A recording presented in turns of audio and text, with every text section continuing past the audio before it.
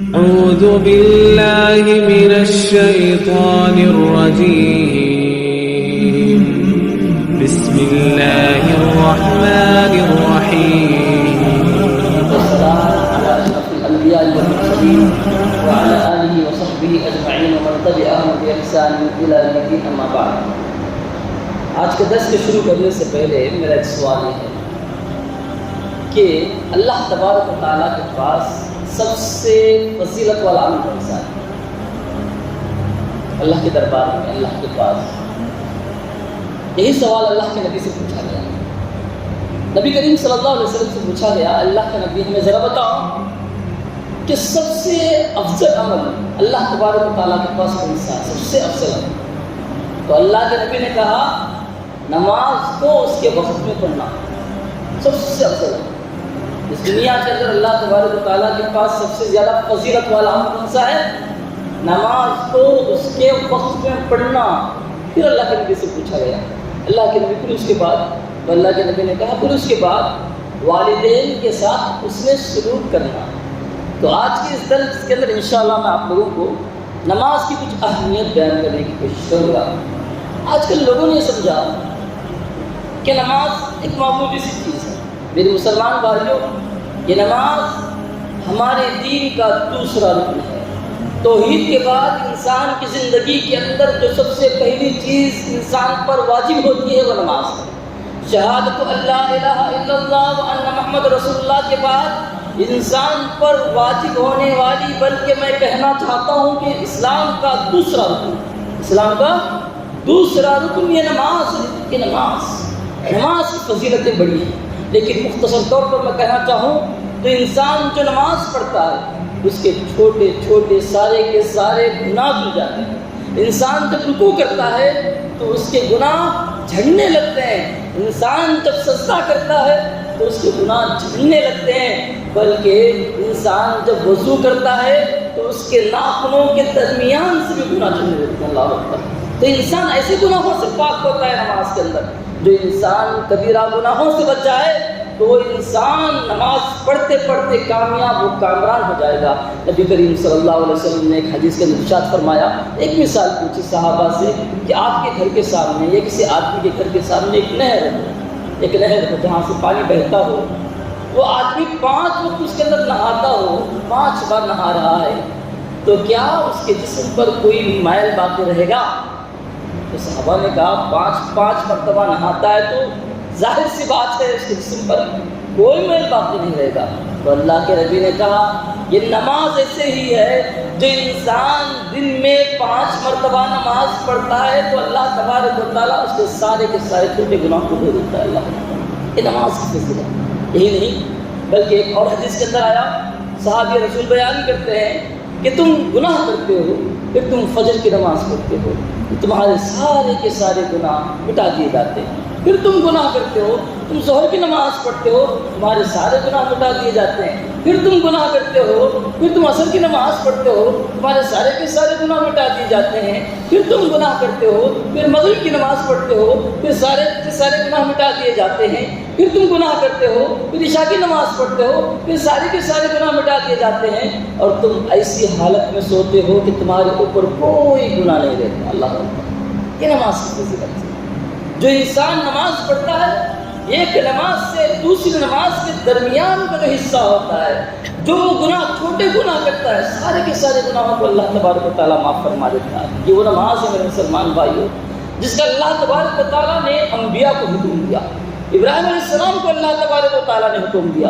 جب ابراہیم علیہ السلام نے کعبۃ اللہ کو بنایا تو اللہ تبارک و تعالیٰ نے حکم دیا کہ وہاں پر طواف کرنے والوں کے لیے، صحیح کرنے والوں کے لیے کعبۃ اللہ کو پاک کیا جائے. کیوں؟ یقیموا الصلاۃ، تاکہ لوگ وہاں پر نماز قائم کر سکیں. موسیٰ علیہ السلام سے جب اللہ تبارک و تعالیٰ نے گفتگو کی، بات کی، تو اللہ تبارک و تعالیٰ نے توحید کے بعد کیا جملہ ارشاد فرمایا؟ انی انا اللہ لا الہ الا انا فاعبدنی واقم الصلاۃ لذکری.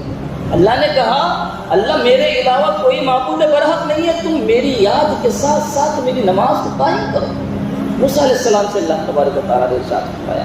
بلکہ اللہ تبارک و تعالیٰ نے اسماعیل علیہ السلام کی تعریف بیان کی. وَكَانَ يَأْمُرُ أَهْلَهُ بِالصَّلَاةِ، اسماعیل علیہ السلام ایسے تھے کہ وہ اپنے اہل عیال کو نماز کا حکم دیا کرتے تھے. بہت بڑی چیز نماز کا حکم دینا اپنی بیوی کو, اپنے بچوں کو.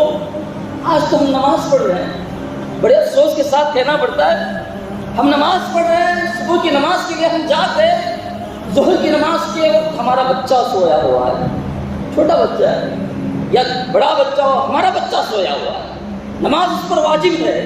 ہم نماز کے لیے تو آ جاتے ہیں, اپنے بچے کو بستر پر لیٹا ہوا سوتا ہوا یہ سوچ کر کہ میرا بچہ تھک گیا ہے, سونے دو اس کو, محبت میں چھوڑ کر آ رہے ہیں. یہ ہم محبت نہیں کر رہے ہیں, اپنے معصوم سے بچے کو جہنم کی آگ میں ڈھکیل رہے ہیں. اللہ اکبر, یہ محبت نہیں ہے تمہارے بچے کے ساتھ. اگر حقیقی محبت کرتے تو تم بھی نماز کو حاصل ہوتے ہوئے اپنے بچوں کو نماز کے لیے حاصل کرتے, اپنے بچوں کو نماز کے لیے لاتے. یاد رکھو کل قیامت کے دن یہ بچہ, جس بچے کو تم بستر پر سونے کے لیے چھوڑ کر آ رہے ہو, اللہ تبارک و تعالیٰ کے دربار میں کہے گا, اے اللہ میرے والد میرے ابو نماز تو پڑھتے تھے لیکن مجھے سویا ہوا چھوڑ کر چلے جاتے تھے. اللہ بہت بڑی چیز بیان کر رہا ہوں میرے مسلمان بھائی, یہ نماز کی اہمیت کو جانو. یہی وجہ ہے کہ اللہ تبارک و تعالیٰ نے اسماعیل علیہ السلام کی تعریف قرآن مجید کے اندر فرمائی. بلکہ یونس علیہ السلام کے بارے میں آتا ہے, جب وہ مچھلی کے پیٹ میں تھے, اگر وہ اللہ کا ذکر نہ کرتے, اللہ کو یاد نہ کرتے, اللہ کی عبادت نہ کرتے, قیامت تک اللہ تبارک و تعالیٰ ان کو مچھلی کے پیٹ کے اندر رکھتا. انہوں نے عبادت کی, اللہ تبارک و تعالیٰ نے ان کی مصیبتوں کو ٹال دیا. تو اس سے یہ پتہ چلتا ہے کہ ہماری مصیبتیں, ہماری روزی روٹی کی ساری چیزیں, اس کا حل کہاں موجود ہے؟ نماز میں موجود ہے.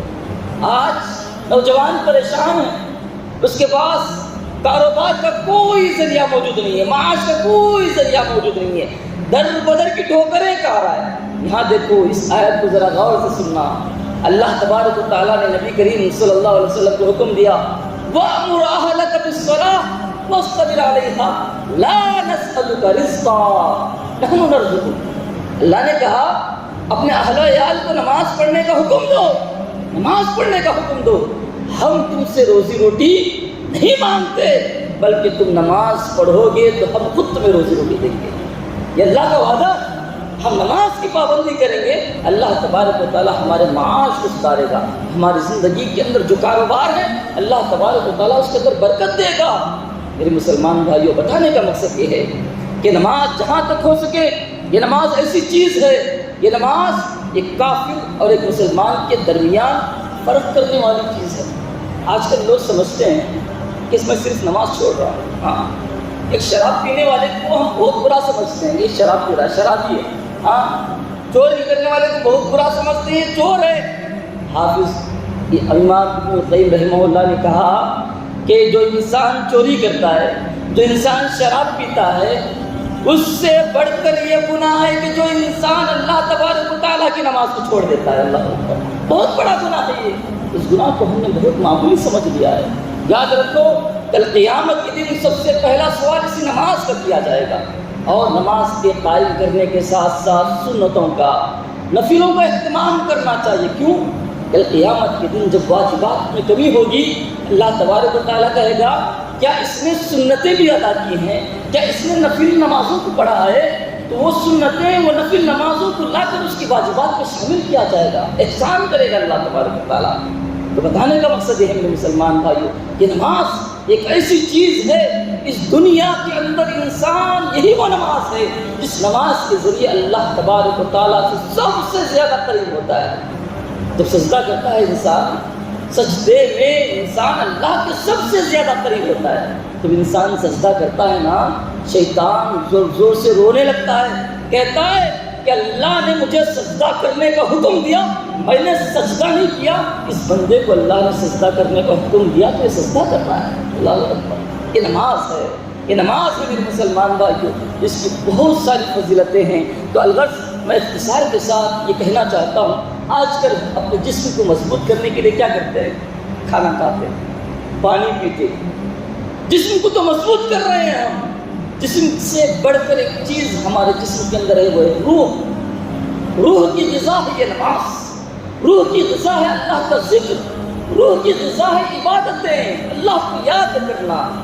تو ہم جیسے اپنے جسم کو پال رہے ہیں نا، ویسے ہی ہماری روح کو بھی پالنا ہوگا، ہماری روح کو بھی مضبوط بنانا ہوگا۔ ہو سکتا ہے کہ ہمارا جسم کمزور پڑ جائے، لیکن روح مضبوط ہوگی نا تو وہ روح ہمارے جسم کو لے کر چلے گی۔ یاد رکھو، ہم نے دیکھا ہے ہمارے بڑے بڑے علماء مشائخ جو ہے 70 80 90 سال کی عمر میں برابر آتے تھے، درس دیا کرتے تھے۔ ان کا جسم کمزور پڑ چکا ہے لیکن ان کی روح مضبوط ہے۔ یہ روح کو طاقت کہاں سے ملتی ہے؟ یہ روح کو طاقت اللہ کے ذکر سے ملتی ہے، اللہ کے نماز سے ملتی ہے، اللہ کو یاد کرنے سے ملتی ہے۔ تو یاد رکھو میرے مسلمان بھائیوں، ہمارے جسم کے ساتھ ساتھ ہمارے روح کو بھی مضبوط بنانے کی کوشش کریں۔ آخر میں اللہ تبارک و تعالیٰ سے یہ دعا کرتا ہوں کہ اللہ تبارک و تعالیٰ ہم تمام لوگوں کو نماز کا پابند بنائے، ہم تمام لوگوں کو، ہماری اولاد کو نماز کا پابند بنانے کی اللہ نے توفیق عنایت فرمائے۔